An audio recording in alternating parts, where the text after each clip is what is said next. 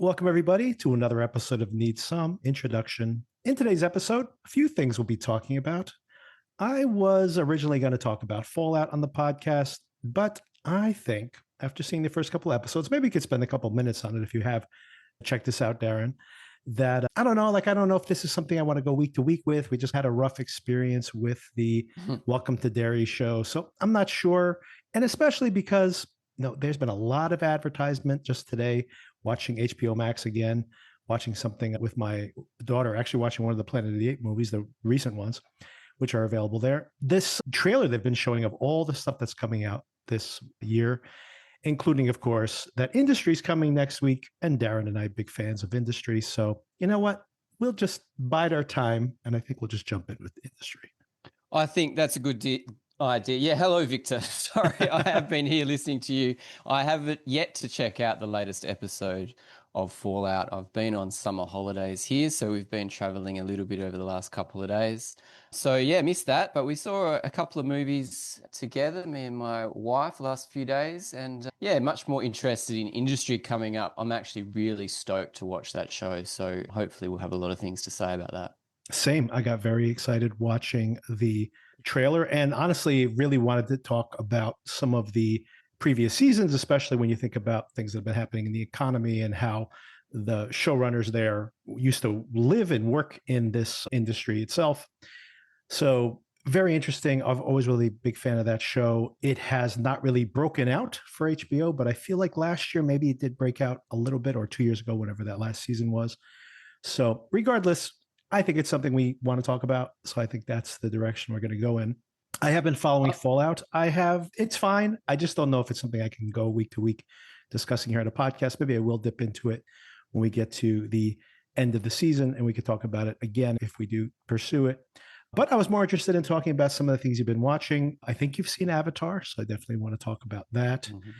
And also very interesting that today, just by chance, I was just looking at my own best of list and towards the bottom of my list, but a film I wanted to shout out because it's not a great film in my opinion, but it has great moments in it. Maybe one of the greatest moments of the year in movies. And I just in general a fan of Mike Flanagan. So I was wanting to talk about Life of Chuck in some way. We also just talked about all these Stephen King adaptations recently and just noticed, hey, look, this is on Hulu. I didn't even know it had premiered. This movie really just disappeared off the map. So very curious to talk about that. And then you texted me today and said, oh, I just saw Life of Chuck and you loved it. So I'm like, oh, great. There's an opportunity for us to discuss it here as well. Yeah, the Stephen King renaissance continues this year. It's quite unbelievable how many properties have been produced on his material and how many we've talked about too. Well, actually, the first thing I want to ask you, Darren, how was the holidays overall? Well, I'm in the middle of my holidays, so I've still got another week off work. Yeah, up and down. Yeah, we've got a few different kind of family gatherings that we've had to go to. So some are great and some are a bit less than great. So a few challenges, but the weather's been outstanding and we've had 40 degrees C weather, which is, I think, over 100 Fahrenheit in your language. Wow. So yeah, it's classic summer here with a vengeance. So yeah, we're all tanned and we have no excuse to be unhappy. Yeah. How about yourself? Oh, it's not. We're not tan here. We got some snow, which is nice for the kids to play in the snow, but not an overwhelming amount. So we got about 5 inches or so. But then it got warmer and melted down. And we have very little left of it now. So perfect for having a snow at Christmas, but then nothing that gets in the way of traveling to work the next day. So that was a nice little surprise. And the family was around. My mother-in-law was around. And yeah, so she just left yesterday, I believe it was. But we have my family still around. So it's been nice to have everybody around. And we stayed here. We usually travel for the holidays. So it was nice to stick around, made it much easier for me. My daughter got to hang out with all her friends during their break, of course. So she loves that part of it as well. This is the first time in maybe 13 or 14 years that we've been here for, except for the COVID year, the 2020, we did not travel. But the rest of the time, we've been traveling every year. So my daughter doesn't really get to hang out with her friends here during the break. So she's definitely been enjoying that. Although today we had a very lazy day, me and her. We just watched a couple of movies. She wanted to watch a couple of Planet of the Apes movies for some reason. So we watched that. The older ones or the newer ones? The newer ones. Yeah, the newer ones. Yeah. Her grandfather had shown her the original Planet of the Apes and wanted to show her all the old ones. So today she said to me, "Oh, can I watch one of the Planet of the Apes movies?" I guess she was thinking about this because we saw Avatar together. I think about it as well, that there's few movies that do special effects really well. So just by chance, I was thinking about the Planet of the Apes films as an example of really good special effects. So maybe that's what made her think about these films as well. She did specifically mention not the old ones. I'm like, no, no, no. I know what you want to watch. I have a soft spot for the first of the newer ones, which I think has James Franco in it. I thought that was an excellent film and really successful in rebooting that franchise. Yeah, it's the start of that whole thing. And honestly, I don't think anyone expected that one to do as well as it did. And of course, it's become a hugely successful franchise. But let's not talk about the Tim Burton one. Oh, I know. Yes. I did mention that only when I was doing the full retrospective of Tim Burton films.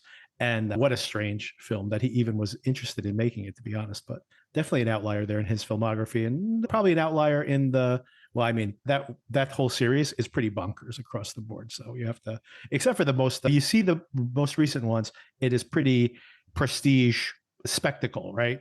But you see those early Planet of the Apes movies, they're all over the place, man. Those are pretty crazy, those early films. And I did review all of them, by the way. Anyone's curious to have me, I had watched the entire series of every single Planet of the Apes film when the most recent one came out last summer. So do track down that episode if you want to hear my amazement, actually, at watching some of the most crazy, the ones from the 70s, some of the craziest twists that series went in.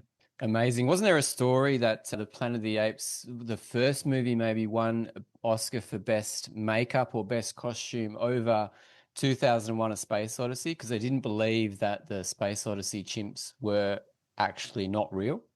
Yeah, that's very funny. I think that they did come out the same year. What a crazy year for sci-fi.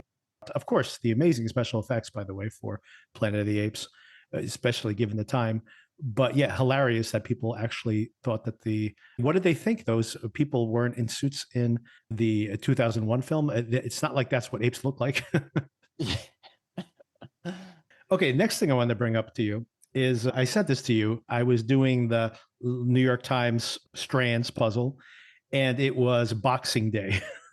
So I could have researched this on my own, Darren, but since I have my own former British colony co-host, I did wanted to run it by you. And this is going to sound very ignorant of me in general because I don't know anything about this. And of course, about 25% of our audience is overseas. And of course, they're all English speaking. So they probably all know exactly full well what Boxing Day is, which is not and Canadians as well, by the way. We have a large Canadian faction of our listeners as well.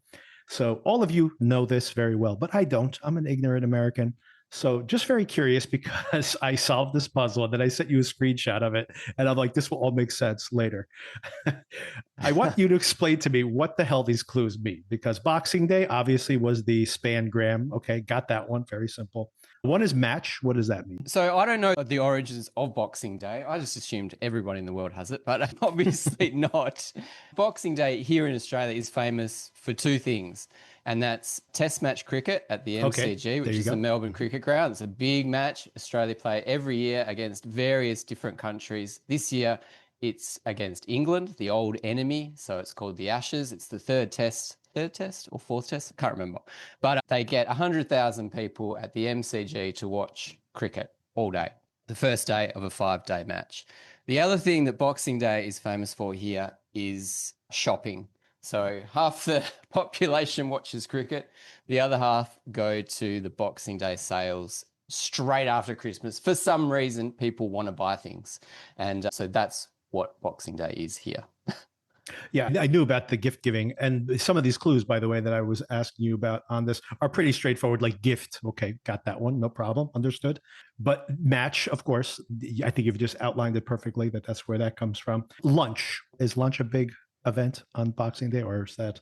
I guess when I was a kid, yeah, the family that we didn't see on Christmas Day, we would go over to their place on Boxing Day. It's a public holiday. And yeah, we do that. So yeah, I guess so. How about ballot? Is there voting on Boxing Day? That's a mystery. That could be somewhere else. It may not be Australian specifically. So. Yeah, okay. I know, that's a mystery to me. Pizza? What does that mean? No idea. Loot. What does loot mean? Loot. Possibly the again to do The with the gift giving. sales. Yeah, the buying for yourself. I think if everyone gets gift cards for Christmas, then they're going to the shops on Boxing Day to cash it in. And tackle. Do you think that has to do with the matches? Well, no, you're not. We're not talking about. There's no tackling in cricket, so Right. It could be special Boxing Day rules. Yeah, maybe that's another country. Don't know. All part of this, Darren, of course, is I'm trying to get some audience participation here, people. So if people love to correct me, please fill me in on some of these. So I think we figured out match. I think we definitely figured out gift and possibly lunch. But any pizza? What is pizza about? Tackle, ballot? Definitely don't know what ballot is about. All right. So if anybody knows, and shoe. What is shoe? So anyway, if anybody out there knows, please drop us an email, needsomeIntroduction@gmail.com and clue me in. Yeah, super weird. That's some interesting questions you have for me first thing today. That's why I sent you that spam go. I'm like, what the hell are these? How did this have to do anything with boxing? Darren and I, by the way, have already recorded a conversation in which, and I will be publishing my best of the year episode as well, but Darren has already provided his 10 best. So stick around. After we talk about a couple of movies here, Darren's top 10 will be included in this conversation. And of course, I've been doing my own due diligence to try to get those last few blind spots in. By the way, Darren, why do I always go see movies by myself?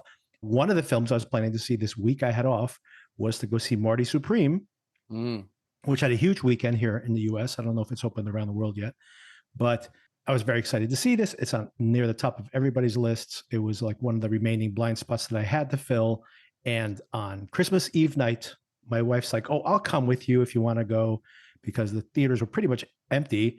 And my mother-in-law was here. My parents were around. My daughter was around. They're like, hey, they can watch a movie here. We can run out and see the movie. She's like, oh, I'll go with you. But of course, didn't happen. Anyway, then the weekend rolled around and my wife is like, oh, we should take my mom to go see that. Maybe she'll like it. And of course, we're trying to get logistics in order. The whole weekend went by. Didn't see it. All this is to say, this is why I see movies by myself, because if I just go by myself, I see them and then it's over and I don't have to spend a week of planning these out. You, however, were lucky enough to see a couple of films with your wife. So tell me what you watched. If I've watched it, then maybe we could discuss them.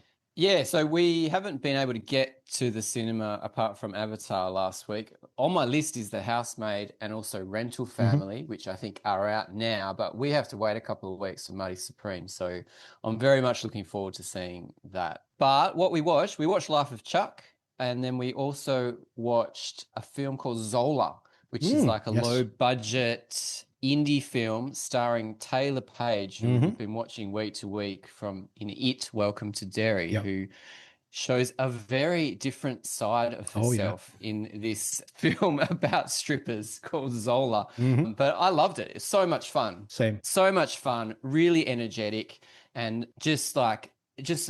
I love these low budget type films that develop their own little style and that go on a bit of a story and they just finish and that's it. And yeah, she was fantastic in that, as she was in the It series. And I'm not sure who the filmmaker was, and I'm not sure if they've done anything else, but yeah, it was a fun romp, that's for sure. And it had Coleman Domingo in it as well, who's one of my favorite actors. Yeah. I think I've recommended you that movie a couple of times this year. Movie was based on a Twitter thread, and I had mentioned something in our conversation about like an unconventional, and also the way it's structured unconventionally. Then again, when we were talking about Taylor Page and her incredible performance in that movie, which I just thought she was like just knocked my socks off. And I think I actually reviewed it here on the podcast in a conversation I had with Sona and recommended it to her. But it is, I love that movie. Oh, and of course, one more thing was I also think I mentioned, or it came to mind anyway, because of the Coleman Domingo, who's popped up in a few things we watched this year. But I'm a big fan of that as well. For anybody who doesn't know, it's based on a Twitter thread that supposedly is true, but I'm pretty sure it was someone basically developing a story via tweets. And given the premise, it was a hot commodity. People were trying to make this indie film. Then it played at some film festivals and created a lot of buzz. And then it came out, I think it went straight to HBO when it finally premiered, and really was under the radar. And I thought totally underappreciated once it came out. Sometimes these things that got a lot of buzz, they just burn out. But I thought it was fantastic. And I think the director, her name is Jacinta Bravo. She mostly does television now, but she definitely is someone to watch. Has so much energy, like you mentioned, and very clever the way it's done. Taylor Page's performance is incredible. I think I mentioned this to you already, Darren, but I love this idea where you're seeing what's happening. She's in front of this mirror and it's like her interior voice, and how she, like, in that very film, she's giving a dual performance, which is really remarkable. She's remarkable, and anything she does next, I'm going to be right on board because, yeah, captivating on screen. Well, apparently the next thing she's doing, she is, who's the guy who directed Thank You? Oh, sorry to bother you. Oh, yes. Is it Boots? Boots? Yes, yes. I love that guy. He's so inventive. Apparently she is in a movie that's coming out, I think in January. It might be playing Sundance, and she's one of the stars of the film. And she was apparently very pregnant in the movie. And she was doing some press recently talking about how she was very liberated to, like, be able to be unapologetically very pregnant throughout the making of the film. That is great. Yeah, Boots Riley is Boots the Riley, yes. creator. And that's very interesting to bring him up because there's a TV show, on, I think it's on Amazon Prime, called I'm a Virgo. Mm-hmm. Have you seen Yes. this, I'm a Virgo? Because it also stars Walton Goggins. Yeah. Yep. And this is an incredible show. It is very inventive, again, on a low budget and just with really strange things that make it super memorable. Yeah, and it's a little bit of a superhero movie. Definitely. Yeah, not movie, sorry, TV series. But yeah, really amazing. And I remember someone recommending me Sorry to Bother You, and this guy, Boots Riley, is, yeah, someone to watch. Speaking of a lot of energy in their filmmaking, and so clever, so funny, all his projects. If you ever track down his interview that he did when this I'm a Virgo series was coming out, it really goes to speak to, he's saying this specifically, how insane the movie business is, that after Sorry to Bother You had been such a big hit, everybody was like, what do you want to do next? And he wanted to make I'm a Virgo as a movie. And he wanted an 18 or $20 million budget for the movie. No one would give him the money, but Prime was, okay, if you can make this into a TV series, we'll give you $50 million. And he's just like, okay, I'll spend twice as much as I need to on this. Sure, why not? But that's amazing. How it works. Yeah, I feel like that's really underseen as well. I've talked to a few people about it. No one's heard of it. Nobody's seen that. I agree. I completely agree. Yeah. An excellent shout out for something that people have not seen, which they definitely should check out.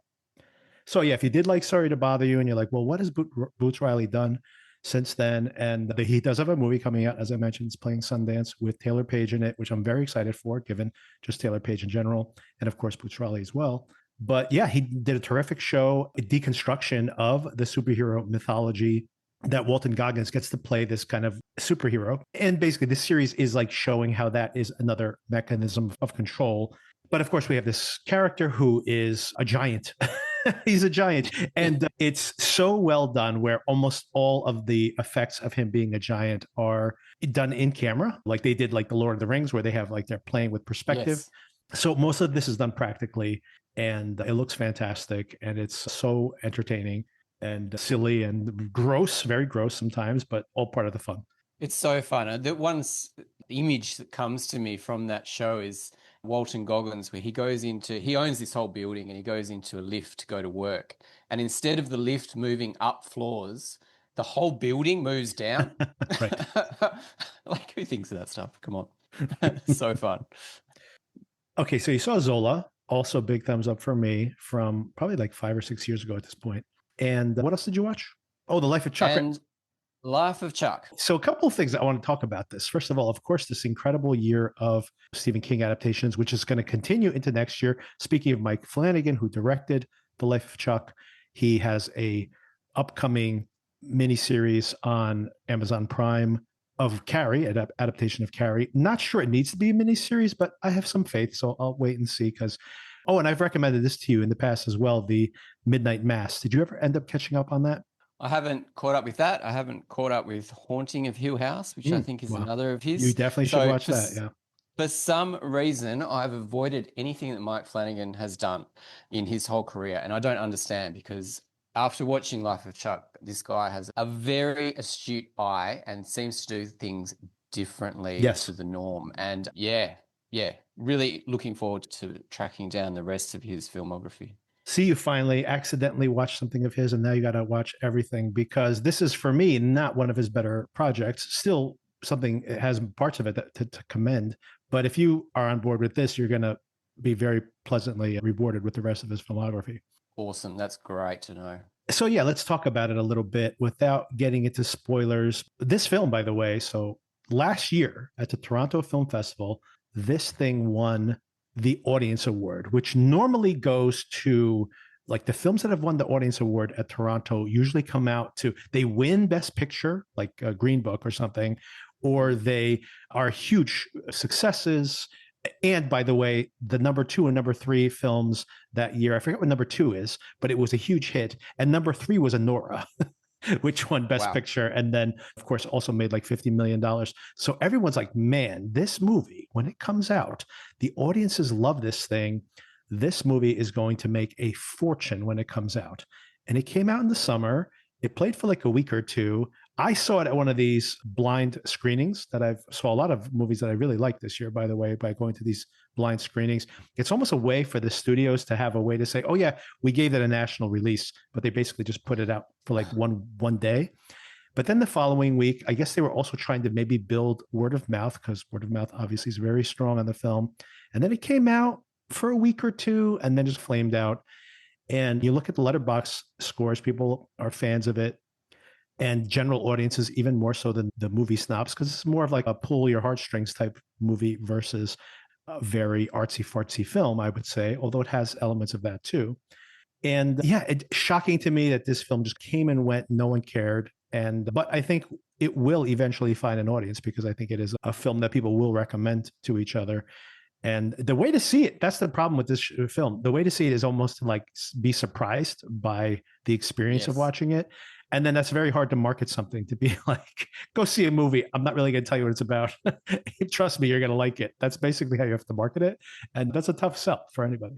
Absolutely. And not only that, just the first 10, 15 minutes, you're struggling to understand what is going on. So I can see people turning it off in frustration after half an hour going, nah, not for me, because it does have a few of those art house elements where you have to just wait through it and use your own brain to think, try to work out what's going on, and you might be on the wrong track.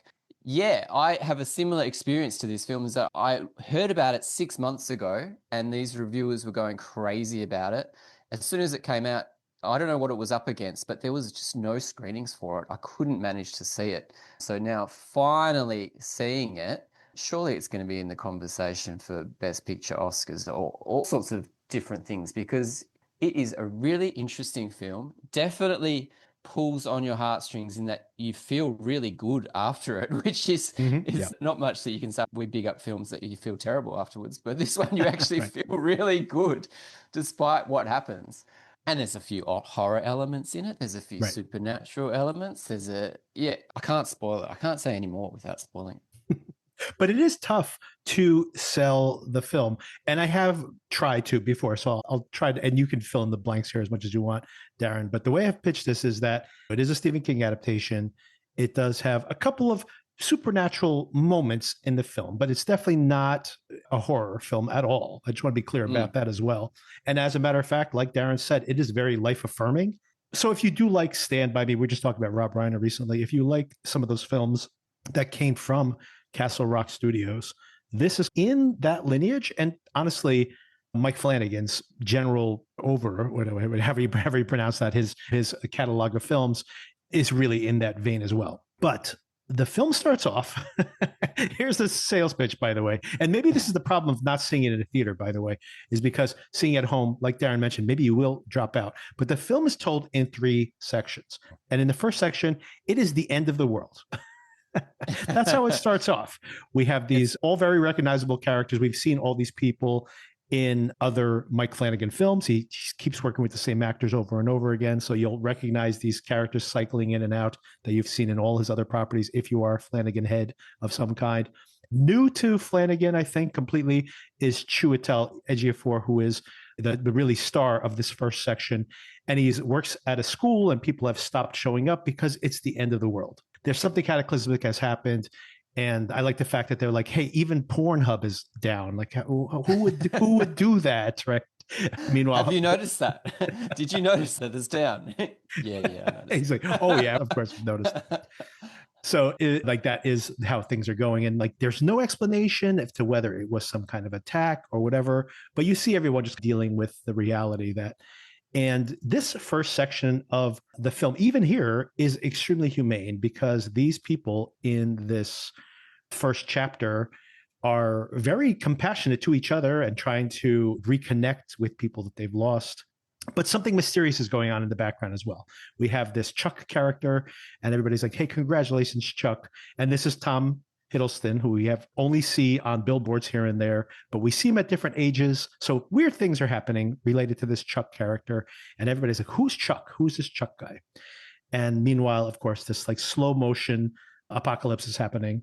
Even that is like this very interesting and humane section of the film.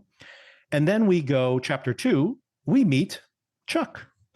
And this is the part, and once again, I don't even want to explain how these episodes fit into each other. Just watch it. But this is the part of the movie I want to talk about.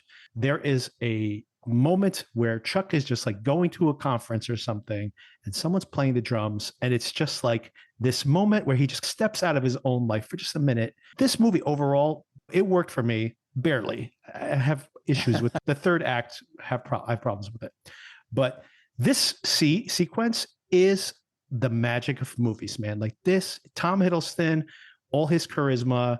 I needed more of him in the movie, to be honest. But that sequence where he's dancing in the street is incredible. Like it's basically what you see the artwork on the cover. But this section of the film could be so corny and stupid, but man, it is so incredible. I love this middle section of the movie. It's genius, and I don't know how he does it because this could be super corny, but I cried with happiness because it was so joyful. And you could see that it was joyful for the actors involved. Yep. And it is possibly the best scene in a film I've seen this year. It is stunning. Yeah, it was. I think when I saw the movie, I was like 3 stars for the movie. Spoiler.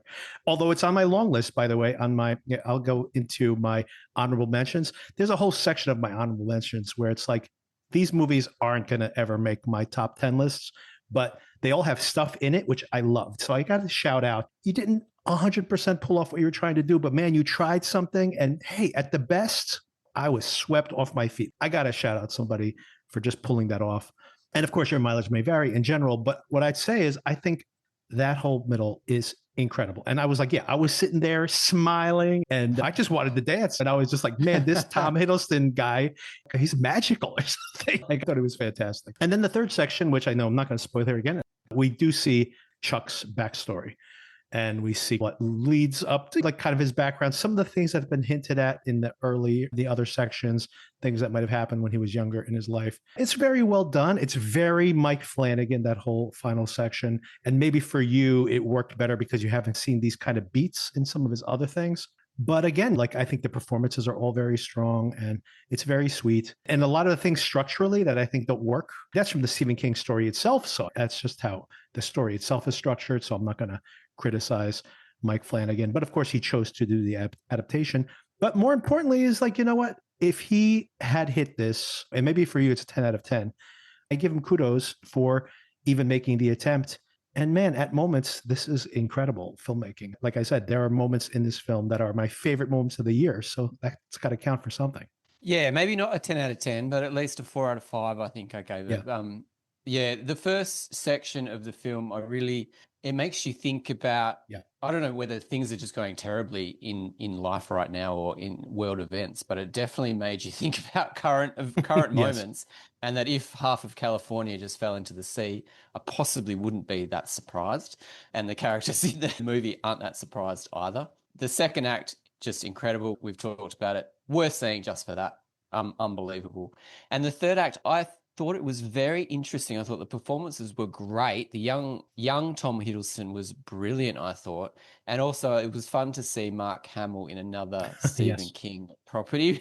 His second for the year, I think. And then it also does a final shot or a final scene that makes you think differently about the whole, maybe not just that section, but the whole film, which was really fun to go out and think about that, which was not all that life affirming, but very touching and a little bit of darkness that I like from Stephen King. Yeah. I do agree that the final moments make you think about what you saw in a slightly different way, but I felt very life affirming. I actually thought, believe it or not, of the end of Life of Chuck when I saw Train Dreams. As strange, just for anybody who's listening to this, who's seen Train Dreams, it's not really a spoiler if me saying that, but it did make me think about the fact that it's like, hey, our lives in the end, even mundane as they are, the lives we have, and there is magic in all of them.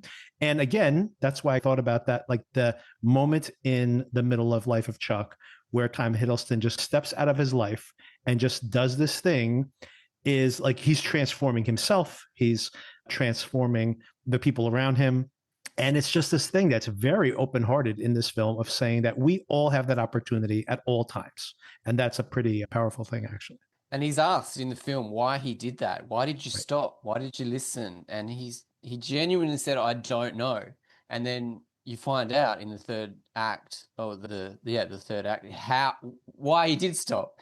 And everything in his life has led up to that point. And there's something that happens to him where he needs to stop and feel joy and give everybody else in the neighborhood this amazing gift of song and dance.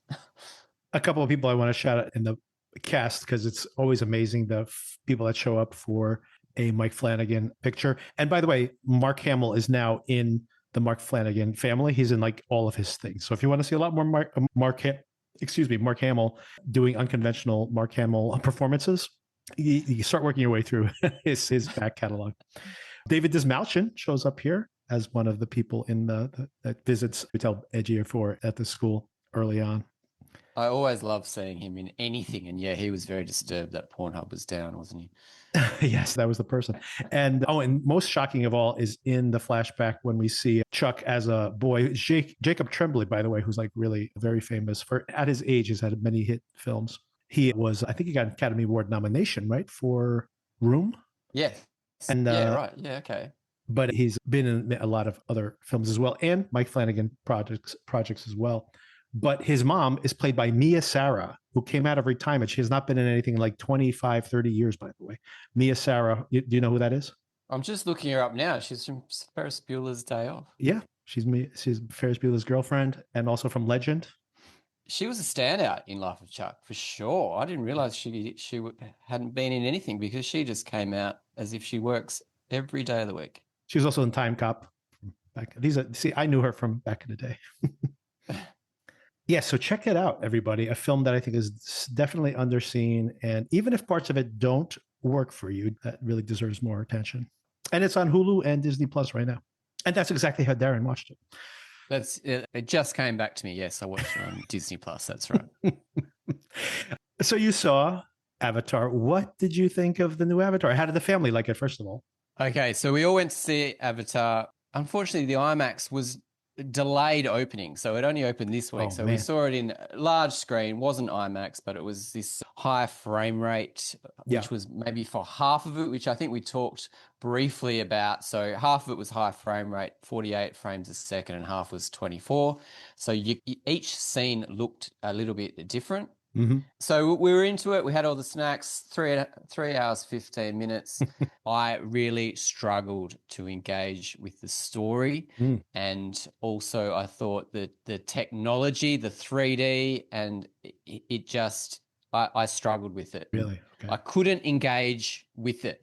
If you had just seen Way of Water and then went straight into it, it's almost just a part 2 of Way of Water. It's very similar in terms of the environments, the characters. The highlight for me was the new character, which was like this evil volcano queen. Mm-hmm. Yeah. Sexy for a whole CGI character. So that was the story that I hung on to and really got me through it. My son really enjoyed it. He loved it all the way through. My wife struggled, and my youngest daughter struggled, and she didn't want to wear the 3D glasses, which is always great when you pay extra for that. She was like, it just looks better without them. I'm like, okay. It definitely does not, by the way. I hate to say, I mean, I've had that experience too. I remember taking my nephews to see something in 3D when they were much younger. And same thing. They're like, oh, it's the same if I take the glasses off. And it's not. Like I literally took the glasses off to see it. And you have like the double image. Like you're like, this looks terrible. Like it obviously looks better with the glasses on. Come on. But yes, I think kids just don't like putting the glasses on. But I think the effects with the water and where God. there's running streams, I mean, yes, it just blows me away. Yep. So yeah, that was really, really, really worked for me. And then the final battle, when everything comes together after the 3-hour mark, I was fully involved, and I thought it was really great. But I'm interested to see what you thought, because I thought the storyline was very, very repetitive. Yes. This character Spider, the only human character, keeps getting caught. They have to keep rescuing him. Yeah. There's another fight with everybody involved, and they relax. There's another fight with everybody involved. I thought I didn't really understand why it takes so long for this story to play out. I thought they could have made it a lot more streamlined and more interesting. And I felt in the cinema, I felt a lot of people walking out, walking back in, a lot of unsettledness. So yeah, I'm interested to hear what you thought of it. Yeah, I have. It's funny because I have the experience of watching the movie, and then I have two different meta narratives fighting inside of me. So the experience of seeing the movie, first of all, was I honestly just loved Way of Water. I completely agree. This felt like it was picking up exactly where Way of Water ended. He has actually said this was splitting the Way of Water script in two. So this was all supposed to be in Way of Water, by the way, which doesn't make any sense to me, to be honest. Minus some things they brought in, like I think bringing in that volcano woman into and that group of people is probably from the next section. So they brought them in to this story. Anyway, I'll get into my meta-narrative argument about this. But the experience of watching it, I loved the first hour, 2 hours. I was completely subsumed by the world building again. I love that the world building continues, that there's like the David Thewlis character who is these traders that move back and forth.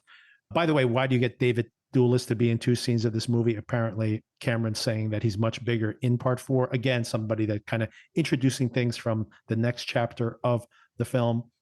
But for me, I was just like absolutely blown away. And my internal narrative, when I'd heard some really negative reviews from some of the critics I follow, was, you know what, guys, I understand it's repetitive. I understand we've seen a lot of this. I probably like Way of Water better. I loved Way of Water, right? So I probably liked it better than this. But for the first hour and a half or 2 hours, I'm just looking at the visuals and thinking, you know what? We're going to all watch that Avengers movie this year, and some of these same people are going to talk about how great it is, and it's going to look like absolute garbage. And we are getting scene after scene after scene of like basically fantasy, like seeing these floating creatures and stuff, like things we'll never see that look this good. So for me, I'm just like astounded. Like you said, the water effects, absolutely astonishing to see how they can do this now. It's like the water completely realistic. And anyway, all of this stuff is just like, this design work is so absolutely incredible. How can I even complain about this buffet of amazing images, even as the story is repetitive? I agree. And I thought specifically about this. I was thinking this about halfway through the movie, where there's a scene where someone's helping Spider over a log. And as they have this giant 7-foot creature and Spider grabbing each other's hands, he pulls them over the log. The log like moves when they hop on top of it.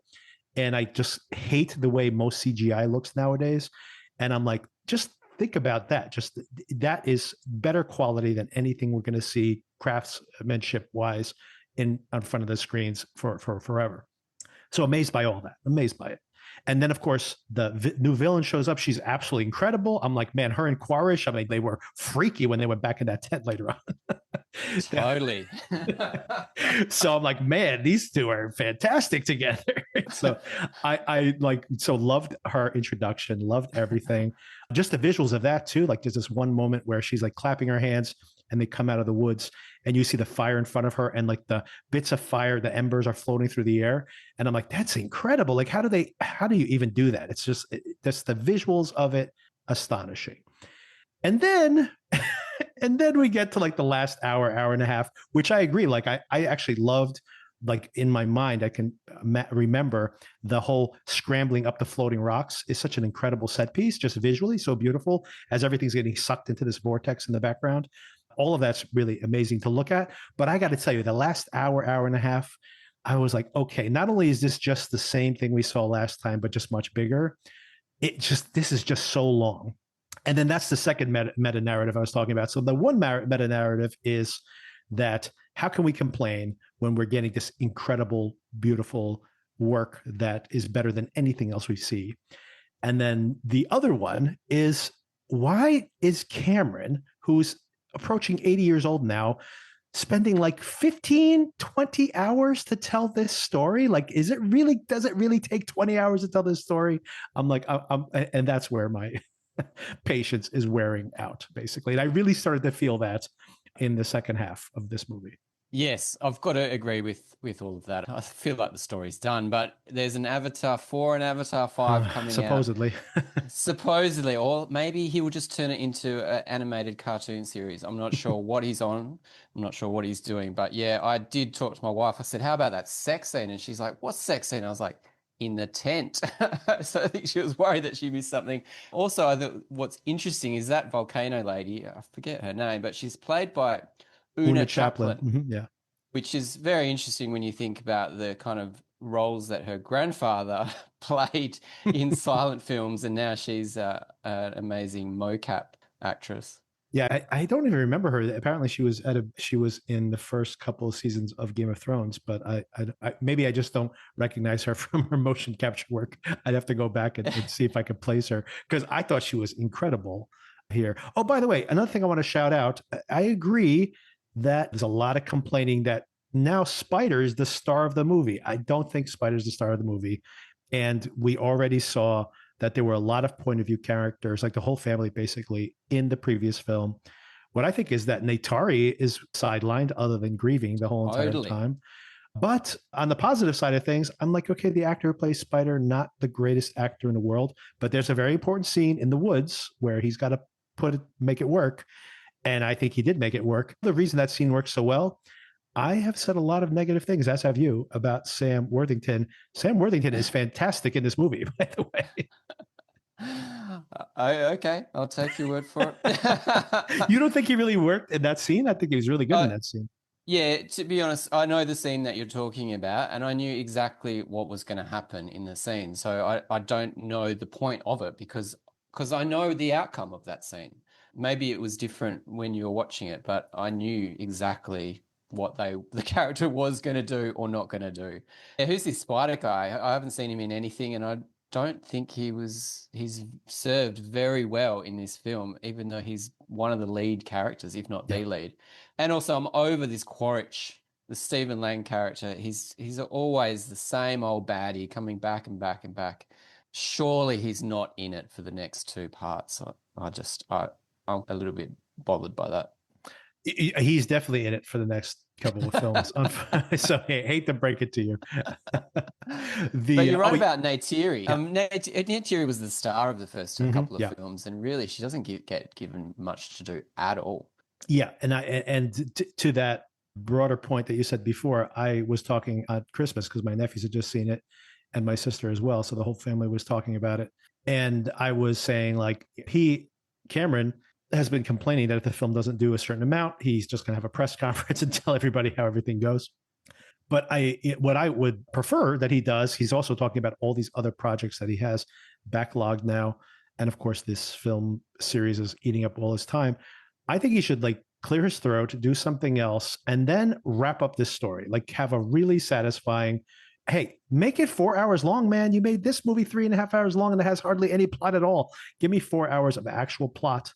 And you can definitely tie things up. Do not give me 2 3.5 hour movies that are basically what the kids get kidnapped again and they have to rescue them again. And then it's like, it's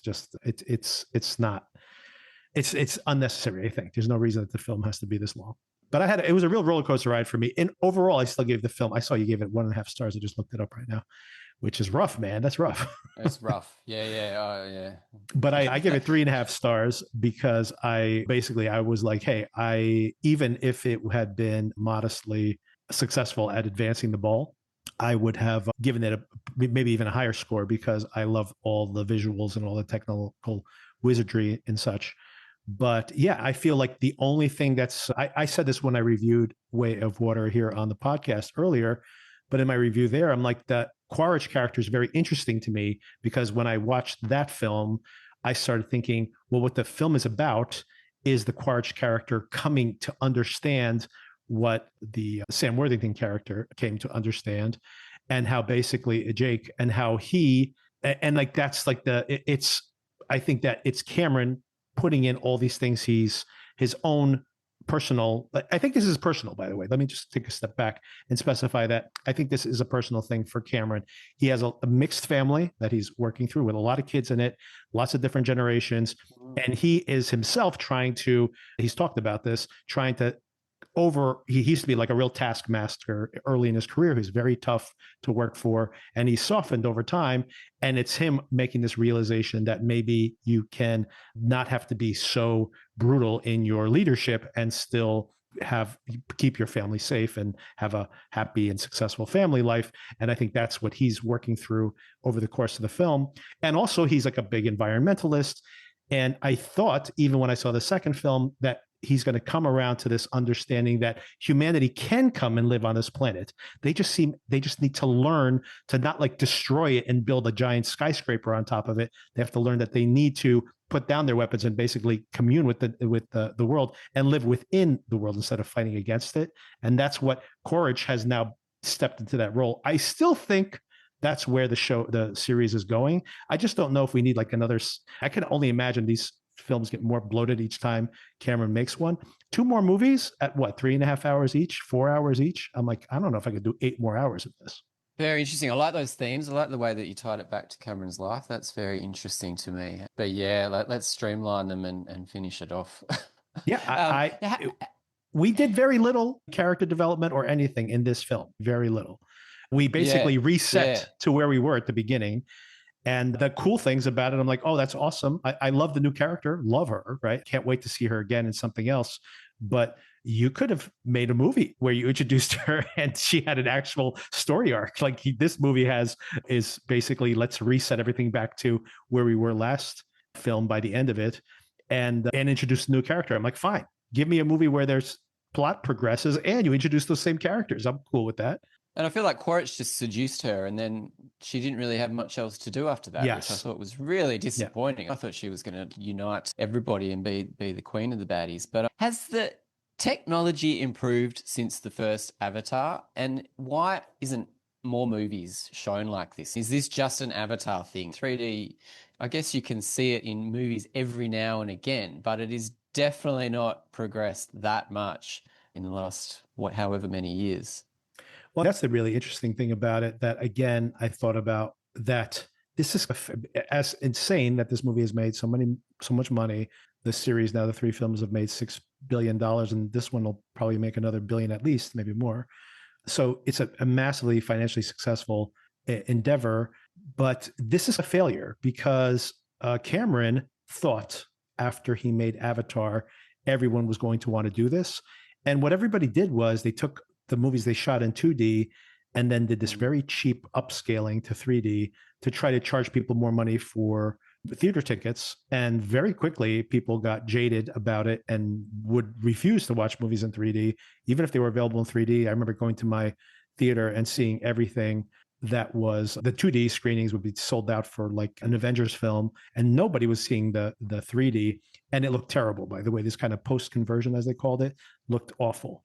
And I agree. Like it just looked like cutouts moving against each other, and it doesn't look anything at all, nothing at all like what Avatar or what Cameron's doing with the storytelling. And no one else has cracked it except for him. And he's tried to like give classes, like tell people like, here's how you can do it. Let me show you how to use the cameras. Like he's wanted to make this thing happen. So in a lot of ways, he's failed at what he's trying to do, which is part of the reason that I think he doesn't need to have 2 more films to do this. Once again, like I think the themes are right on their sleeves. It's about family. and the family stuff works because I think it is very personal to Cameron, and it's about the ecological message. But you could do that in one movie. Like you don't need that in 15 hours of movie. I think we got it in the first film. We got that theme already. So I'm not sure what more we get from iterating through it 2 more times. Oh, well, great that it's a success, and great that Cameron's going to maybe do another one, or that we're going to see them eventually in whatever form. But it's great that it's not a bomb, I think. I like to see people succeed, and I love to see James Cameron films. I just like to see something different. Yeah, I'd love to see him he wants to make this Hiroshima film he's been critical of Oppenheimer, that it didn't show anything about what happened in Japan. And he's been preparing this movie based on a book that came out last year, which was all from the birds, I should say, the ground eye view of the city and then the recovery of it and everything that happened there. So he's been apparently preparing this movie for a couple of years. So he can make that. It's funny. I'd be like, he needs to clear his throat before he makes Avatar. And he goes to make a movie about Hiroshima before he makes his next Avatar movie, like another massive project that would probably take him 4 years to make. But I to your point, I just want to see him do other stuff. And I think it's diminishing returns. Not that the movies are terrible, but it's an amusement park, right? At this point, I enjoyed the film. Yeah, I do like it. I gave it 3.5 stars. If this was a ride I can go on all the time with the headgear at home and I could get that experience, I would watch this movie once, or at least parts of it anyway, once every couple of months, because it is an incredible amusement park ride. But I want him to do more than that, is what I'm trying to say. So another amusement park ride in 5 years or something, I got it. I'm good. These are great. I love them, but I don't need any more. I don't need any more. I'm good. But of course, the next one will come out and I'll be like, God, that looks incredible. And we're all going to be there for the first couple of weeks, and we're going to strap on the headgear again. We're going to watch it. Yeah. But would you see another one? You got 1.5 stars. That seems like you might need to be lured back. It's going to have to be a bit different. It's going to have to look a bit different. There's so much blue. I can't handle enough blue. The bit of red in it was great. I kept telling myself it's an amusement park ride and just sit back and enjoy it and enjoy the lush, vast terrains of Pandora. But yeah, just too repetitive for me. Yeah. And as negative as some of those things I just said were, I do recommend it because I'm trying to think about it from absolute terms. If there's nothing else like it. Right. Yeah. Yeah. It's literally like saying that, imagine you went to go on an amusement park ride and you're like, man, I was so blown away by that amusement park ride. And you will not believe it. The story in the amusement park ride is really, really good, right? And then like the next one comes out and you're like, man, this one is even more exciting as an amusement park ride. The story's kind of crap. And like, I understand that, but I'm like, how do I rate this amusement park ride versus that one? And by the way, versus the other amusement park rides that other people make, where this one is like so much better than anything else anyone else is making. So it's tough for me to just be completely objective about it. But I do, and like I have no qualms in seeing the next one, even if it's terrible, because I just want to see the technology at work. But at the same time, if Cameron says, I'm not doing any more of these and I have other movies I want to make, I want to see those movies more than I want to see another Avatar. So yeah, I have to agree with everything. Yeah, there's no one else. It's so hard to categorize it or compare it to anything because there is nothing to compare it to apart from the other Avatar movies. There's nothing like it. And if you like it, that's awesome. That's so great. But yeah, you might have to drag me a little bit to the next one. This is a very minor spoiler. I'm going to be as vague as possible, but I wanted to ask Darren about something that happens in the movie that for me was so jarring. And just wondering if you had the same experience of this. There's a moment when they are in this compound where the humans live now, and someone's been captured. No spoilers about who's been captured. And they all like pull out their like little smartphones and stuff. And I was just like, what is this? Well, I don't know if I need to have people on their little handheld devices in the planet of in Pandora. But I was like, that was probably the thing that I liked the least in the whole entire film. I like that action sequence, by the way, that plays out after that. But that particular plot point, I was like, oh, wow, this is so weird. It's like, so I don't think I need to see this in this world. It was jarring to me as well. That's funny you say that. But yeah, I think I'm just over. Cameron has this fascination with like the American military industrial complex or Right. something. It's all about guns and weapons and the bigger guns. And yeah, maybe it's just the kind of scene that we're in here. We're a bit over that, or we're a bit off that at the moment. So yeah, it really stood out as being just a little bit unnecessary. And that's the other thing I want to make as a defense of the movie, although once again, I've seen it, that I understand that criticism of Cameron's work in general, but I think that's also something Cameron is working through, because this is the multiple Avatar films now where when you actually see the military work, like the little crab machines and stuff, you're like, wow, that's such cool technology, right? So the bad guys have cool gear, is basically what it comes down to. But I don't see that at odds, because you think about, I do see it at odds, but I think this is one of the big themes for Cameron throughout his entire career, is when you see aliens, for example, and this really cool military gear, but then how this military is facilitating this like corrupt scientific experiment, or like how you have Terminator 2 is like a non-violent film where, you know, a lot of stuff blows up and is really cool, right?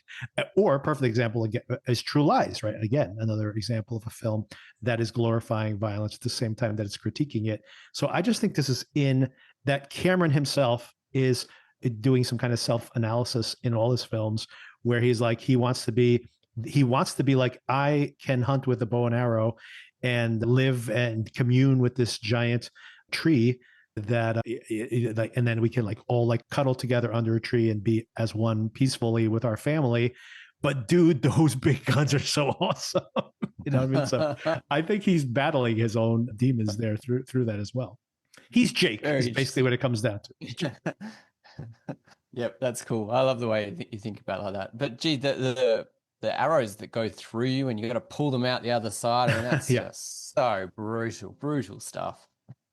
Ooh, that was rough. That was rough. Or the arrows with the like the giant bombs on the ends of them. How about that one? Yeah. And dragons, so many whales. Yeah, Pandora, it's an amazing place. All right. So, Darren, I'm going to throw in your top 10 here, but was there anything, I'll just add it to as if it's part of that conversation. Was there any addendums or anything additional on your like honorable mentions that you want to throw in there?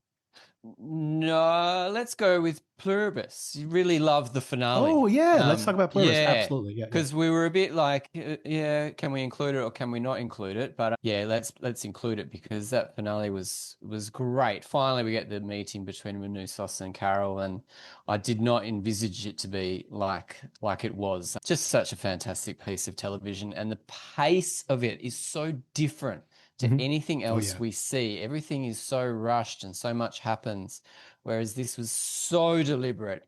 It just feels like you're watching a novelist at work. Everything is just exactly how it is supposed to be. So yeah, I really enjoyed that. And maybe Life of Chuck makes the top 10. Why not? Because we need something a little bit life affirming, I think. And that's a movie that I'd like to watch again quite soon, because yeah, and I'd love to show anyone and everyone that dancing scene. Yeah.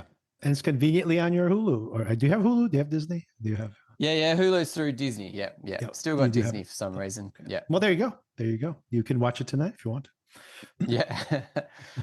Pluribus. So I obviously loved that. I did love the season of Pluribus, and I'll be putting it on you'll see where it ranks on my top 10 when I publish that later this week. But how did you feel about that as a finale? I have to say, I understand what Gilligan does with his very deliberate pacing, but I did feel like that was not, I've said this before on the podcast, and I've critiqued some of the shows we've covered, that I need not a cliffhanger at the end of a season. And this is cliffhanger because all we see is from the story arc or character arc point of view, we really don't see that much change. We basically see that Carol's kind of reverted back to where she was at the beginning of the season. Of course, she's learned a lot of things, but character-wise, she's back to where she started, understandably. But I felt like the stakes hadn't changed. And that's what I think is a good season for me. A good season of TV is when the stakes change. You don't have to wrap everything up. You don't have to tell me what this mystery is all about. But I do feel like I need stakes to change. And I didn't feel that with this finale. So I have to say that it was a little disappointing for me.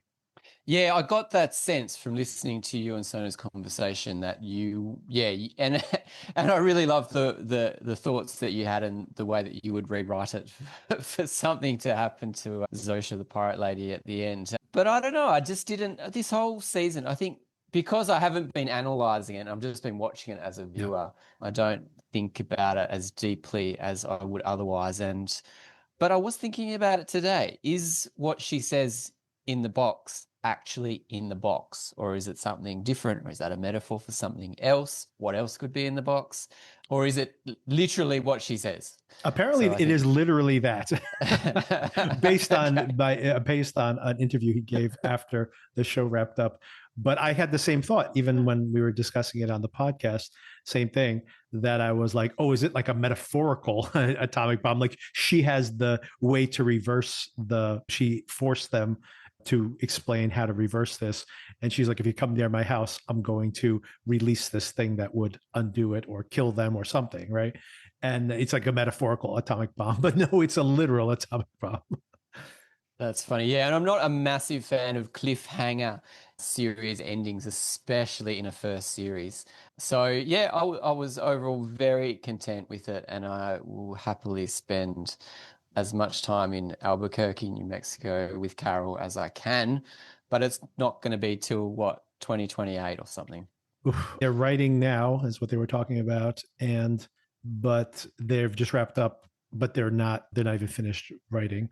So I don't know. If they're lucky, they'll shoot at the end of 2026. Maybe they'll be done shooting, and then it'll come out probably like it's a year of post-production. So maybe like late 2027. I think that might be as early as we can get it. And that's pretty optimistic. If they take 6 months to write it and then everybody is busy and they can't get together until November or something, and they shoot into 2027, then it's coming out, like you said, in 2028. And I'm like, oh, 2028. That's a long time, man. That's something to live for, though. Something to stay healthy for. Keeps us alive. We might actually see a season of Alien Earth before that. Yes, I know, right? We're complaining about how long that's going to take. It might be the case. What is he? Noah Hawley's working on some other giant project for FX, and they gave him like a 2-season order, and it's like a big deal. I can't remember what it is that he's adapting, but I'm like, man, how is it? When is he going to make Alien Earth season 2? Sorry, I'm just looking this up now. The same thing here. I can't find it now. Next series, let's try that. Star Trek. No? Yeah, that was a movie they never made. Yeah, I heard that's never happened. Oh, Far Cry. It's a video game adaptation. Far Cry, another video game adaptation. Yeah, okay. Yeah. Oh well, success of Fallout. Far Cry. Yeah, sure. Oh, one more thing I wanted. That's the last thing I want to ask you about. So, I'm sure you haven't watched these, but did your daughters immediately sop up all of the Stranger Things episodes that were available on Christmas? They totally did, and that was fun to watch them ignore everybody else just to watch Stranger Things.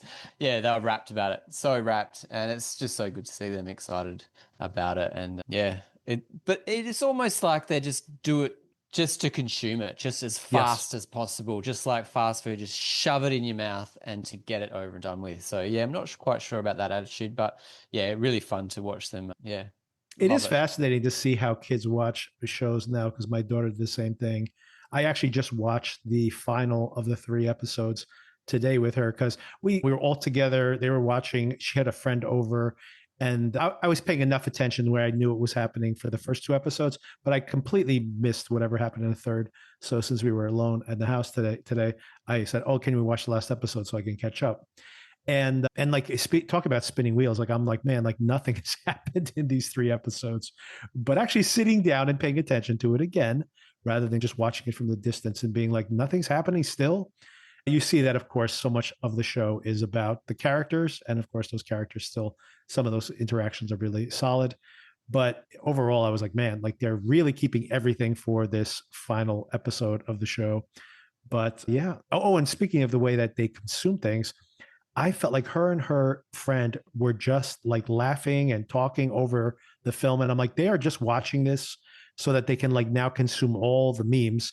And then they're going to be like professors at this stuff. They like know everything about the mythology of the show. But like you said, they just need to get like download all the episodes now so that they can now participate in this like ongoing memes that are going to be generated, like the hundreds and hundreds of little YouTube shorts they're going to watch about this after the fact. That's so That's funny. how Yeah, they so watch TV now. it's for a broader conversation rather than just enjoying the show as it is. Right, right.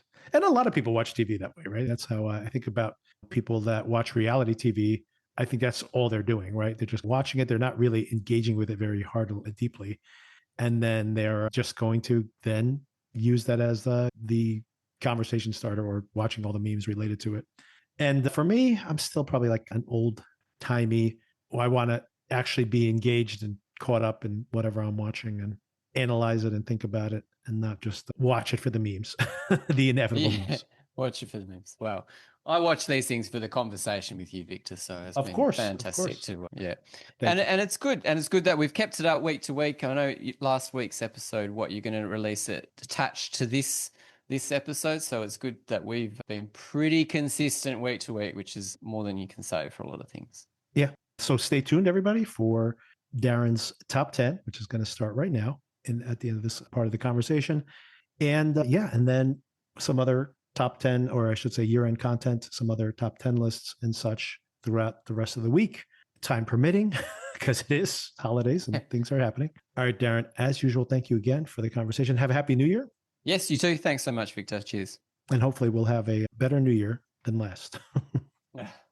All right, Darren. So tell me your top 10. It is not a definitive top 10, but a lot of it is just stuff that I've enjoyed and I've been fascinated by over the year. Now, first up, notable mentions, we're going to say Pluribus. We're going to say One Battle After Another, fantastic film. And also Weapons, I really enjoyed as well. I'm sorry, just real quick. So you're doing movies and TV? We're doing movies, TV, and documentaries all Okay, together. perfect. It's just, yeah, that's what we're doing because it's too hard otherwise, Okay. No problem. No problem. So these are your honorable mentions? Honorable mentions. Okay. Yes, yes, yes. So One Battle After Another, Yep. because I feel like it's going to be high on your list. Don't want to Yes. spoil things. Yeah.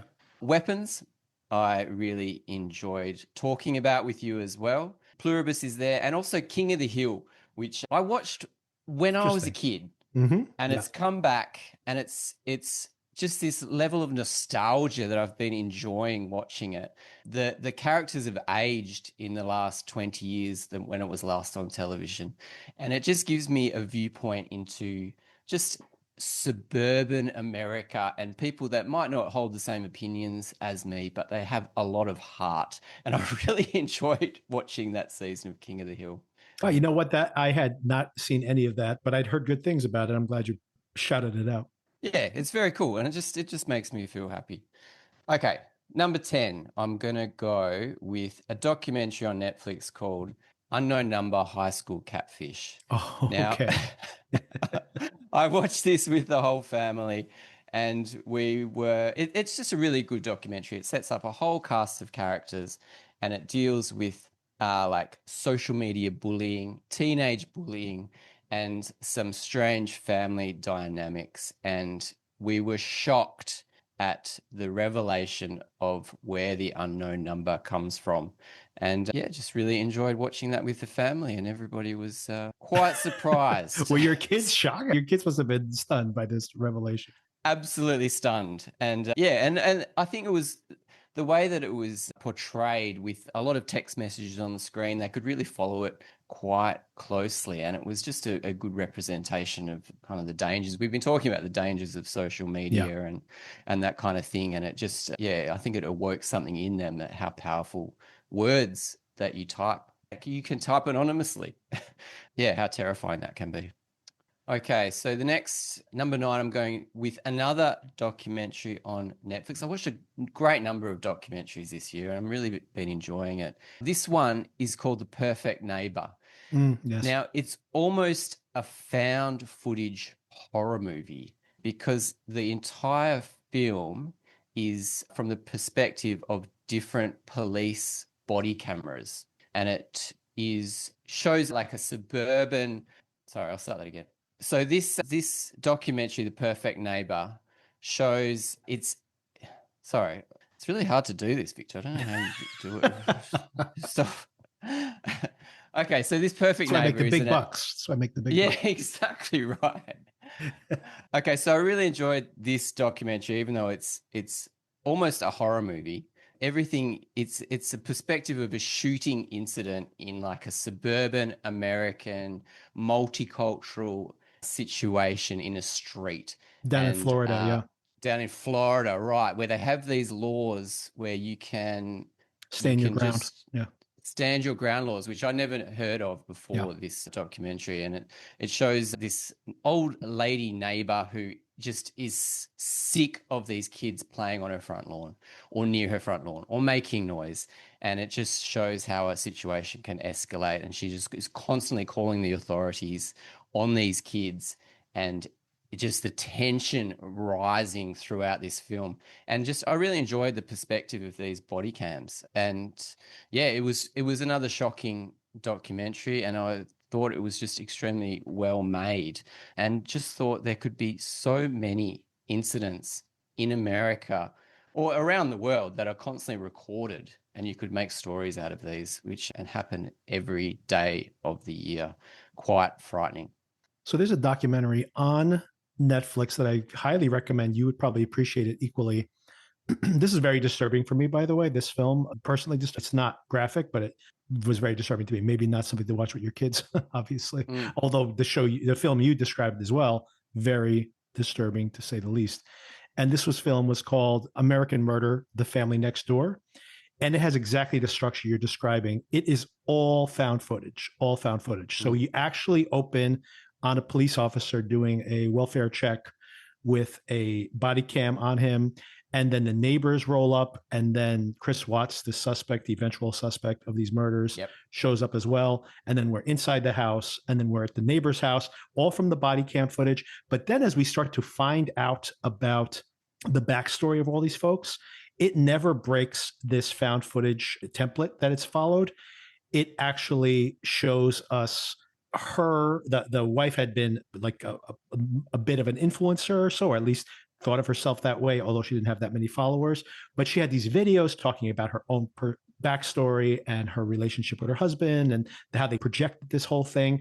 And all this backstory is done via these home videos. And then even the revelations of the plot are told from the camera as he's being questioned by the police, the actual camera footage from in there. And then, of course, the cameras in the courtroom, and the entirety of the film is all done through this found footage, very similar to the documentary you're describing. And it is very powerful stuff. It's structurally like just incredible that you can make a documentary like this in this world, because we live in this era where there is so much footage. So that in and of itself is fascinating. And I'm a fan of this too, like the Amy Winehouse documentary. Amy's one of my favorite films of the past couple decades, and also operates the same way, all found footage. So I in general like this. The same with the documentary you're recommending, but this particular Netflix documentary is extremely disturbing and really fascinating. But both the one you're recommending as well, The Perfect Neighbor. Yeah, I have seen that Family Next Door, and I do remember the news story developing at the time, and I remember following it day to day, and you get an idea of what has happened, and yeah, to see those intimate moments, is just heartbreaking, isn't it? I was extremely disturbed by minor spoilers here, but seeing him within hours of the murder playing with his daughters, it broke me completely. So it was very rough. Just talking about it now is a little rough for me, to be honest. Yeah, absolutely. Yeah. Yeah. There's a thing that came out in the Australian media this week. There's a guy also filmed on body camera, and he's saying that his girlfriend has killed herself. She was so depressed. This has happened. Well, he's just been sentenced for her murder. Wow. And Yeah. just to see the police rock up on the scene and almost comforting this guy because his girlfriend has supposedly committed suicide is just shocking to see how people react and easily lie or try to cover their tracks in these situations. Oh, awful. Yeah, truly. All right, on a lighter note, well, somewhat lighter note, at number 8, I've got White Lotus season 3. Yes. Absolutely loved this season. I loved the sun-drenched fun, but also danger of Thailand, and Walton Goggins putting in a career best performance, and just the whole situation of the way that you just throw all these great actors into this mix, and it's a bit of a mystery, but it's also about their interpersonal dynamics. There is a few shows this year that I've been loving week to week, and that has been one of them. Yeah, for sure. I love this season of White Lotus. I still prefer season 2. Just having a show like this, with an incredible, always an incredible cast, and willing to deal with not only be beautiful eye candy with the people in front of the camera, but also the locales, but then actually dealing with these kind of issues that honestly I'm dealing with in my middle life. So I'm Mhm. sure a lot of other people do as well, because the show is incredibly powerful, very popular. So yeah, big fan of this one as well. And the next season is set. Where is it set? I think it's They're in. shooting in France right now, but I think it Right. might be in more than one look. I mean, they're shooting in France. I'm not sure if it is actually set in France. I think it is. I think it is. Mm. Yeah, that's usually the template, isn't it? Okay, another TV show at number 7. I really loved The Studio. Seth Rogen's baby. Not only the performances and the story were hilarious, every episode is completely ridiculous and hilarious, but just the bravura filmmaking style and the one shots that they do. In that second episode, I think, where it's a one shot about shooting a one shot Yeah. sequence, just brilliant, brilliant filmmaking. Great. It's just the way, technically, the way they pull it off is so funny. And who better to do it than someone like Seth Rogen, who knows the insides of every aspect of filmmaking, from writing to acting in it. Yeah, I thought it was a great, great show. Another show that I had to watch as soon as it came out. Yes. And a pleasure to watch it too. And a lot to be said, by the way, like why not? We live in streaming era now. Why not make episodes shorter? They don't always have to be an hour and 10 minutes long. Mm. We're going to talk about Fallout shortly. And that show should be like 45-minute episodes, to be honest. And it would be a better show. I enjoy watching it, don't get me wrong, but let's make them shorter. But yeah, I agree with this one. I love this one as well. It's definitely going to be on my list somewhere. And also want to just shout out that I mean, as if it's not impressive enough that Seth Rogen has this show on here, and he's making movies as well. But and of course he has Invincible, which he also does a vocal performance on that, and he has The Boys. The final season of The Boys is coming, and we'll be covering it here on the podcast. But also on top of all that, Platonic, which I thought had a good season this year and is coming back for a third season, and love Rose Byrne, love her in there as well. Well, that's a perfect segue, because at number 6, I've got a bit of patriotism showing through, with possibility of Australian Best Actor and Best Actress Oscar winners in the near future, and that is Rose Byrne from what's the movie? If I Had Legs, I Could I Kick You. kick you, yes. Oh my God, you saw that? Yeah. I've seen it too. Yeah, go ahead. I saw it last night and it's blown me away. Wow, Maybe okay. it's recency bias, but it completely blew me away, especially, Yes. I mean, Mhm. mainly for her performance is just ridiculous. The camera is so close to her face the whole film. Yep. It's a little bit of an art house Yes. film, Mhm. and it has some techniques of not showing the child, Yes. which is a little bit off-putting at first. Right. But I just saw so much pain, and I could feel so much empathy for her character Yes. as a parent, when if your child is sick or in trouble, or just the stresses of life can just weigh on you so heavily. I cannot imagine being a mother, and I'm sure it's 10 times worse than just being a father. I don't know. But I assume she as well. was incredible in this film. I'm not sure if the film stuck the landing, but it was a cool art house film, and hopefully, I think she's second favorite in the betting that I just had a look at. Hopefully Yes. she brings home a few awards, and just from an Australian perspective. Also, another kind of art house film in this section is Train Dreams with Joel Edgerton, who may or may not get nominated. He probably won't win Best Actor, but I thought those two art house films led by Australian actors were very notable this year. Yeah, I want to double down on all that you just said. Both of those films, not sure they will be in my top tens, although I loved both of them. And to your point, primarily, not primarily, but significantly because of those performances, and so different, right? This very meditative, very slow. We talked about it here in the podcast. Beautiful Train Dreams film that I think has aged really well, and many people have seen on Netflix. So I think Edgerton is climbing the charts. It's possible that Train Dreams even gets nominated for Best Picture. It's definitely on the outside looking in now, but being on Netflix and easily available is definitely helping it climb the charts. And as you mentioned with Rose Byrne, when that movie came out, people started to say that's going to be a nomination, and she started working her way up. And now she's like number 2 with a bullet right now. I saw that film, and I have seen Hamnet, by the way, and I love Jessie Buckley, and I thought she did a great job in that film. But for me, I agree. This was my female performance of the year when I saw If I Had Legs, I'd Kick You. I think that's what it's called. I'll correct that if I'm wrong. And yes, I talked about it briefly with Sona on the podcast as well. And it was like uncut gems if you're a parent, basically. And it was so stressful watching that film. And it made me so uncomfortable. And she's incredible in it, like absolutely incredible. And that's the main reason that works so well. Although the film, again, as you said, I think it's well done. All the performances are good. Conan O'Brien has a small part, but very good. ASAP Rocky's fantastic again in a small role. He really is. Right? Yeah, he's the real deal. He's going to go places for sure as an actor. And but yeah, the film obviously is hers. She's on camera. The camera is right on her all the time, and it's so stress inducing.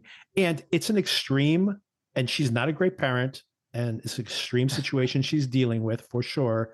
But this film was so stress inducing to me because we have all had interactions with our kids when they're just being completely irrational, and you are just out of your mind, just trying to fix some mundane BS in your life. And I've had that moment where, like, oh my God, like I just cannot deal with this moment right now. And this film is in that feeling for like an hour and a half or 2 hours. And it's really stressful, but brilliant, like a truly brilliant performance from Rose Byrne for sure. And of course, going to Train Dreams as well. We talked about it in detail here, but what an incredible film. Beautiful, just so humane. And again, I think about the Rose Byrne film with the stresses sometimes of the mundane things of life. And then here we have quite the opposite, like an appreciation for the mundane things in life, that is a life lived as well. So I love those two films in very different ways. Excellent. Okay, now top 5. At number 5 is another TV series which I could not wait week to week to watch. I had no idea what was going on. It's called The Rehearsal. It's season 2 created by Nathan Fielder, who you either love him or you hate him, I reckon. And how would you describe this season of television? I have no idea how to describe it, Victor.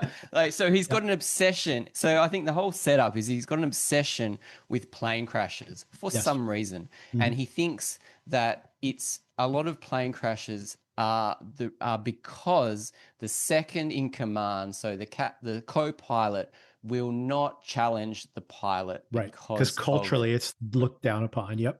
So for some reason, he wants to educate the FAA to put in place these rehearsals to enable the co-pilots to be able to speak up when something is going wrong, if they have an idea of what could avoid a tragedy. But then week to week, there is different things, like he creates the Wings of Voice, a fake singing competition show. He gets a co-pilot to help him, who has never kissed a girl, I think, or has never been on a date. So he tries to fix this guy's self-confidence so he can actually ask for a kiss. It is batshit crazy, this show. Yes. And the reason that I think it was absolutely successful is the final episode, which I am not going to spoil. Do not spoil, yes. It is the most incredible documentary episode that I have ever seen. And Nathan Fielder has these hidden talents that he puts on show, and it is just incredible. We watched it with our mouths open, just stunned that this was the whole setup for the show, and it certainly delivered. Yeah. I mean, that this show, I cannot agree more. This was one of those one of the most shocking things I've seen on TV in multiple years, is just seeing what's going on in the show. What is he trying to do? That at first you're like, is this all a joke? The people in the series seem to think, given his reputation, that he's joking about this whole fixation on these flights. And it is structured that way, but he is sincere about this. He actually did speak in front of the Senate about this. He actually does believe this. He's using the show as a way to prove this point and draw attention to it. So it's fascinating that he drew an audience to this. And then, like you said, no spoilers here, but the reveal at the end of how elaborate this thing has been is one of the most stunning magic tricks that any TV show has ever pulled. It's truly incredible. And by the way, the episode, if you don't want to see anything else, the episode where he reads Sully Sullenberger's biography and tries to understand him by like recreating his childhood is one I laughed. I was crying. I was laughing so hard at this episode. And you know what? I laughed at that episode so many times. And at the end, when he tries to land that emotional point, and I'm like, this is going to be so like insincere and goofy, I was like in tears. Like I was emotionally moved by it. I'm like, how did he do that? How did I go from laughing at him to being moved by it? It was insane. It's a really incredible piece of work.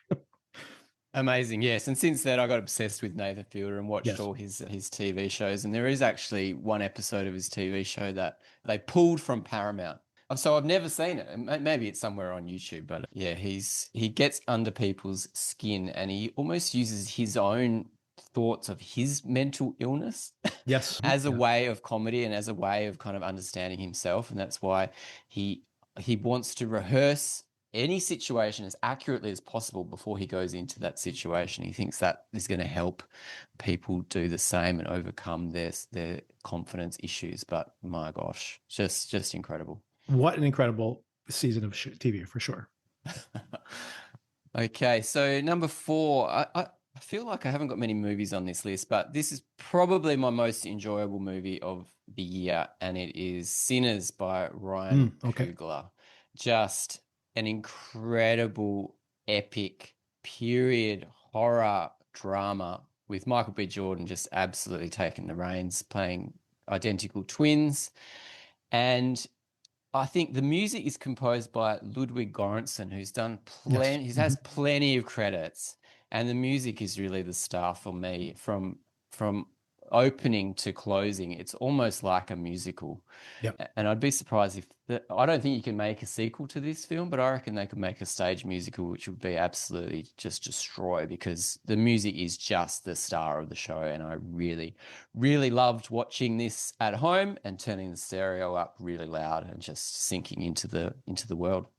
All right. As prep for, this is a perfect segue today, now that I'm on my first day of vacation from work, I have been trying to catch up with a bunch of things I haven't seen yet, trying to catch at least the top 20 most decorated films of the year. I'm most of the way through it. And also, I had to rewatch Sinners because a couple of reasons. One, primarily, I only gave this thing 3 stars. As we know, we've discussed on the podcast. Wasn't a huge fan of this when I first saw it. But of course, it's all over everybody's number 2, more or less, ranking. And it's definitely going to get an Academy Award nomination. So I was like, oh, and of course, you know what the other reason I brought this up with? I just saw Avatar, and the new Avatar film. Everybody's been bashing on it. And I walked out of the theater, and maybe because my expectations were so low, that I was like, what are people talking about? Being critical of this film. This is the Avatar film I'm talking about, that for like the first 2 hours of that film, which is over 3 hours long, and it is too long. I do grant it is too long, and it is a little repetitive as it gets to the end. So that's my mini spoiler-free review. But the first 2 hours of that film, it's still world building. It's still giving us one scene after another, which is utterly breathtaking. You have these CGI characters and human characters sprinting through the woods, leaping over logs. The logs are like rocking back and forth, helping each other over a wall or something, all completely photorealistic and believable. And I'm like, we are now going to see an Avengers film next year where all the special effects are going to look like total garbage. And these same critics will say it's awesome, right? And I'm like, we're not going to see this level of artistry as far as visuals go until and if there is another Avatar movie. So we got to stop complaining about the stuff we don't like and appreciate the stuff we do like. So I said that to myself last night. I'm like, you know what? I really got to rewatch Sinners. And I say all this, Darren, because after I went to see after seeing Sinners in the theater and getting all the hype about it's the best movie of the year and yada, yada, yada, all my criticisms from the first time I saw it are still there. But you know what I saw the second time around? I'm like, speaking of this thing having a sequel, what incredible world building. I could see just the backstory of these twins in Chicago. And I know that Coogler has thought about that, right? I could find out about this vampire clan only, and there could be a movie just in that. I could find, you could dig into these different side stories, and they're all like their own chapter of a movie, to be honest. And maybe that was my criticism. Like I needed more air for those things to expand. But as far as appreciating the things that are there, the music is incredible. The cinematography is stunningly beautiful. Michael B. Jordan is incredible in this double role. Wunmi Musako is incredible in her relatively small role, right? The cast in general, right? Delroy Lindo, almost everybody I could just shout out, could probably get an Academy Award nomination. So all that is to say, all the things I said before on the podcast, I still have those criticisms, but I got to appreciate the incredible artistry of what is there. And you know what? I went back to it and it's much better the second time around, my opinion. Excellent. That's good to hear. Yeah, I just love Ryan Coogler, how he's gone from very low budget, almost student films that have been super powerful to the biggest superhero franchise in the world, and then continued that streak to something completely original and made that a blockbuster. The guy is just a genius. And I think I've listened to a couple of interviews with him. He's the coolest cat, and he is a very, very deep thinker. And it all comes through in that world building. And that's the other thing I would say about the film as well, is that when I knew this, but I hadn't heard any interviews with him until after I saw the film the first time. But when he's telling these stories, and he mentioned how there's like all this family history that he put into there, when they're telling the stories of this is how my father was, this is how this member of his family was like lynched for a crime he didn't commit. And like all these stories are stories from his family and from other people, stories that he's heard in the past. And he's folding that all into the history of this film. And I'm like when he's talking about, like, I love that whole sequence, just speaking of things that just are great in there. I love that whole sequence where he is negotiating how much that girl is going to charge him. And he's like, no, now we have numbers. So the numbers have to have a conversation with each other. So you have to have your own number. And that the whole idea of like, that is like the promise supposedly of America, that like through capitalism, you can find some kind of equality. It's questionable over the course of that film if that's actually what happens. But I did like that. You almost feel like this is something that he, like somewhere in his history, this is something, a conversation he had. And it's something that's like a theme of the film, is like taking actually ownership. And once again, I think that there is, and of course he owns this film, by the way, right? Like that's part of his negotiation with Warner Brothers. Like, so after a certain amount of time, I think 10 years, the movie reverts to him. He has ownership of it. And that was part of the agreement with any film he had. And of course, that's also baked into what we see on screen. So I thought all this really fascinating. Again, I still have the same criticism that there's so much packed in there. I needed some of these things to be expressed a little, have more room in the plot. Like if this was Cameron, he would have made a 4.5-hour movie out of this easily. And hey, I would have watched it, to be honest with you. If there's a director's cut of this movie that's 3 hours and 15 minutes long, I just sat through Avatar. Hey, bring it on. I will watch that movie. And I think it'll be better for it. But so I agree. It's in large part, it's not perfect, and you probably liked it more than I did, but what works in there is truly great stuff. And that sequence, awesome. Of course, scene of the year, possibly, right? the end of the year. Yeah, well, I've got Avatar tickets. I'm going to go see it in about 4 or 5 hours. So I'll be sitting down for those three and a half You'll come back and be like, hours. I hated it. We'll see. We'll see. All right. So now we're going to number 3. So shamelessly, I'm putting episode 7 of the TV show Paradise called The Day, which I'm led to believe is one of our most popular episodes. It's our most popular episode ever. And that episode is probably the best episode of drama fantasy television that I saw this year, and I was captivated from start to finish. I love the way they folded in the stories, and I love the way they led up. The whole series hinged on this day, yes. Mm-hmm. and we actually got to see it, and we were involved in it from start to finish. Yeah, it was a thrilling ride, and was very emotional as well. And based on the trailer for season 2, it looks like that's the tone they're leaning into, at least based on the trailer, which may not be the case, but we'll see. They're definitely pitching it that way. Okay, so where are we? Number 2. Okay, number 2 is another television series, which I think is going to be near the top of most lists this year, and that is Adolescence. Only 4 episodes long, and there's only 4 shots in the whole season. It's based on the style from that movie Boiling Point, which shows a chef in a kitchen and all the drama that he's wrapped up in. And they've taken that style and done a very kind of updated or very modern series about teenagers in trouble. And the way, I don't know how to explain it. This was very disturbing for me. Yes. I was stunned. Every episode I was stunned. I've watched it twice. And the second time I watched it with my 15-year-old son, and he was quite moved as well. And especially that second episode, he was like, that is exactly like my school. And I was shocked to hear it. Yeah. All the kind of secret texting language that they use, he knew it all, where I learnt it by watching this show.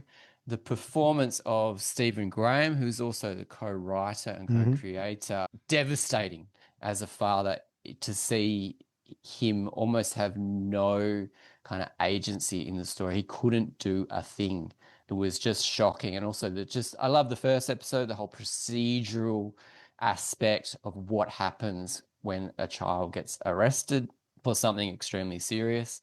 Every episode is different. Every episode is amazing. And I almost wanted to watch more and more and more dramas like this that were just one shot where you could follow the performances so closely, and just really, really affecting television. Yeah, I watched this a second time, not all of it, but most of it on and off as my wife caught up with it, and definitely sat in for the entirety of the last episode, and just seeing the parents dealing with this horrible thing that the child's been involved with was devastating, obviously, to watch with a spouse. But it's like you said, it's very powerful stuff, and I think it's something that a lot of kids of this age, who are of that age, see this thing happening around them, and it's spreading through and we're just blind to it, right? And I think that it's doing an important public service on top of the just being riveting television as well. Completely. And great performances across the board. Literally everyone in the cast is just phenomenal. And they've just owned all the acting categories. They have won everything. It's true, like across the board, they've won everything, or been nominated at least. So. Okay, so number 1 on my list, I didn't really have to think very hard. Can I guess? You can guess, yes. Andor. Correct. There we go. So we got 4 Star Wars films this year, and people aren't talking about it enough. There's 12 episodes of Andor season 2, and they're broken up into 3-episode chunks. So effectively, we had 4 Star Wars episodes in 4 Star Wars movies in 4 weeks. This thing blew my mind. It was almost too much. Yes. As a fan of the 80s Star Wars, this is the best example of it. The depth of the thought behind the scripts, the depth of the world, of the design, of the practical design, let alone the CG, of which there probably wasn't that much. This had me bawling towards the end. Every kind of every week. I think I sat down on a Wednesday night and watched the 3 episodes back to back every time they were released. I just couldn't get enough of it. And it was almost over too soon. Yes. I really want to go back to it. A little bit rough in parts, but the performances were incredible. The way that it linked to the film Rogue One and it also linked to the original series was just stunning. Tony Gilroy, an absolute superstar writer and creator. I couldn't get enough of this, and this is my number one of the year. This is not going to be my number one show, but it is very close to the top of my list. Just not to spoil it when I finally publish it, but very close to the top of my list. And to your point, I don't even know if it would rank even higher. In the fact, of course, we covered here in the podcast. By the way, Darren, just to be inform you of this as well, I think I have already mentioned that the episode of Paradise that we saw, our highest rated episode. Unfortunately, our episodes on Andor, not our highest rated episodes, but more inconceivable. I know, but truly. But anyway, I'm not a Star Wars expert, so I'm not surprised we're not the first place you turn for that information. But I do absolutely love this, and as someone who has been disappointed with a lot of the Star Wars content, especially recently, this is absolutely incredible. And to your point, it is so dense that season 1 and season 2, I have never rewatched those seasons. And if really just hearing you talk about it again, I really do need to rewatch it. I really wish we had been watching that show on a week-to-week basis rather than these big chunks, which definitely they had their own arcs. So like you said, it's basically like having a new, very dense Star Wars film dropped every week, as they were. Basically, the 3 episodes were the length of a movie, sometimes longer. So that is, and I feel like I probably didn't even have enough time to fully process them. And it's so dense that I can't just like throw it on but maybe this week I will revisit the show if I have time to. And who knows, maybe it'll bump up on my list, but I can't agree more. I think this is an incredible, we will probably never see the expenditure of money on an IP like this, which did okay, but was not a huge hit. And unfortunately, this might be one of the last times we see this kind of investment in something that isn't like the Minecraft movie or something. But unfortunately, that might be the way the culture is going. But we'll always have Andor, right? And I know a lot of people have not seen this show, and they really should. It's like, and you don't have to be. I have talked to multiple or emailed multiple fans of our podcast who are, we loved hearing you talk about Andor, but I'm not a Star Wars fan. And I cannot be more adamant about this. You do not need to be a Star Wars fan to watch Andor. Andor is just basically a spy. I love spy stories. It's basically a spy story, and it's self-contained. And if you know the Star Wars mythology, great. You get a little Easter eggs here and there. But if you don't, you will do fine watching this show. And if you're afraid of watching it for whatever reason, you're missing out on one of the best shows of the past few years, or maybe the last decade, period. Totally. There's no alien, well, very little aliens. There's no force really in it. I don't think there's any lightsabers. It is, no lightsabers, it is, as you say, it is a spy series with incredible performances. I mean, the lady that plays Mon Mothma, I think it's Genevieve O'Reilly. I can't believe she's not at the top of all the acting lists, because the pain that she carries, the weight that she carries through the series is so incredible. And also, how cool is Stellan Skarsgård in it, and his offsider. What's her name? I can't remember her name. Elizabeth Dulau, who I haven't seen in anything. She almost owns the whole series by the end of it. She's so great, stunning. Oh yeah, like you. I haven't watched it again because I almost am too scared to go back to it because it's too intense. It's too intense. It's too perfect. But it's too intense, too perfect. Definitely that one viewing experience. However, it is, and I don't want to discredit it in that way that people will be like, well, It's a dense Star Wars film. I don't think I want to listen to that. I really should go back and revisit it because there are scenes like the scene in the hospital with the Oh, actress you just oh, mentioned, that whole sequence in the hospital, that are just such an incredible blast. Some of the best, if you like spy thrillers, some of the best type of cloak and dagger filmmaking you'll ever see. It just happens to be set in the universe of Star Wars, but just such an incredible pleasure to watch it. And yeah, people should watch that. Ben Mendelsohn as well. We got to call out as one of the most terrifying bad guys in history. What was the first documentary you recommended, by the way, on your list? Was it Unknown Caller?